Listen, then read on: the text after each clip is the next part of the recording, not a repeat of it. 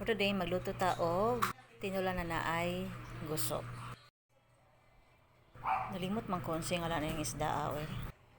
Taba man tingin dong giingon sa nagbaligyan ni. Basta nga ni siya kitsura guys, akong giluto na isda and then puti kay siya unod. May pagka klas-klas po ng isda. Then according atong nabaligya, ikuno ka magka uric acid ani. So mo ng mga lamas kong gigamit no. I know dagang kay ni guwang. Kulang ni siya og kamatis and luya. But for me okay lang kay dili pwede na halang sad kaayo because I have kids and so di na pud ang atong gusto here. And I'm using the sinigang mix substitute sa kamatis. So here dili pud kay daghan na atong gusto. Mawa amang sabaw ani malapot sa kuan ang tinola which is lain na pud kaayo. So here ato nang ibutang ang mga lamas, sibuyas,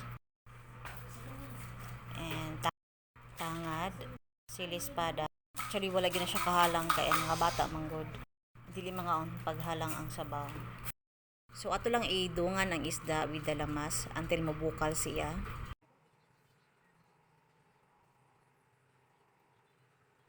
And gamay lang kaayo na sinigang mix kay replacement naman sa kamatis. So here wait lang ta until na mo bukal. So mix with the sinigang mix.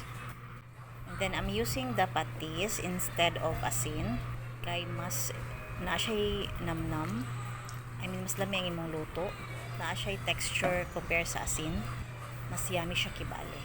So ato lang gitilo kung isa kay gamay naman lang to. So then kuno lang ta gamay. Basta make sure na digid madaghan. And here is our favorite na wood na sandok. O diba? So mix ng hinay. Here I'm using vetchin. It's optional para sa mga health conscious. And here ato nang gilunod ang atong sibuyas dahonan.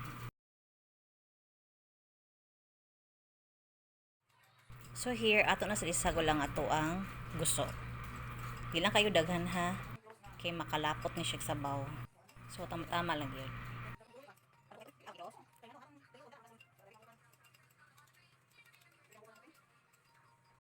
So here ato nang tilawan if sakto ba ang pagkatimpla. I mean lahi ra gid siya guys no kung patis atong gamiton instead of asin. Lami gid ang lasa. I mean dili na gid siya halang but it's okay kay na magugoy mga bata.